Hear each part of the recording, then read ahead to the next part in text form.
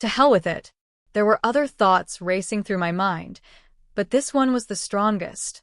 My palms were sweating, the walls felt like they were closing in on me, and I could barely breathe. Am I making the right choice? It was too late now. I stood there in front of an altar, dressed like some kind of peacock. It was already too late. Lenny, her mom, my mom, they'd been planning this wedding for months.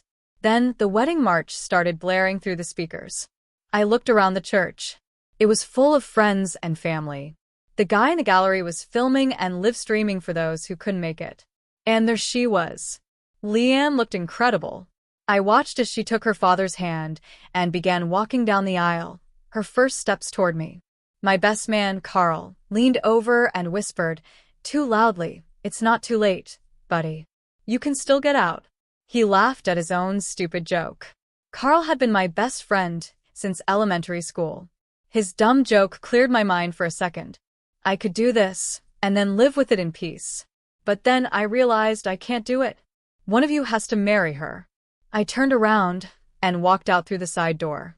I walked around the church, through the old historic cemetery, jumped the fence, and crossed Mr. John Stone's garden. I was heading toward Willard Street where my truck was parked. I could still do this. I opened my laptop and hesitated for a moment before I hit send. Modern weddings are all about social media.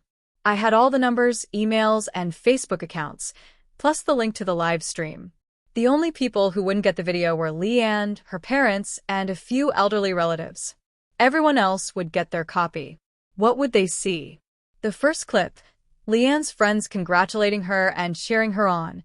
The last night of the free woman. The second clip, Leanne sleeping with a stranger. The camera pulls back to reveal it's Carl, my old friend. The final clip, a disheveled Leanne and Helen, her maid of honor, free wench. 10 minutes into the drive, I got my first call. It was Carl. "You're going to pay for this," he said. I hung up without saying a word. The next call was from my best friend, 3AK. "Buddy, I got it all, but this is a mess. It's a nightmare here. Sorry I left you to deal with all this, but you know them." For the first time since finding out everything, anger took over. A few minutes later, the phone rang again. It was Ollie, but it wasn't really him calling. "What's going on?" I growled. There were no pockets in her wedding dress, so she had to borrow someone else's phone. "Matthew, please," Leanne whispered, crying. "Matthew, I need to see you." "Where are you?" I didn't answer. Soon my phone rang again. This time it was my dad. "We raised you better than this, son," he said. It wasn't a question, it was a statement about my behavior.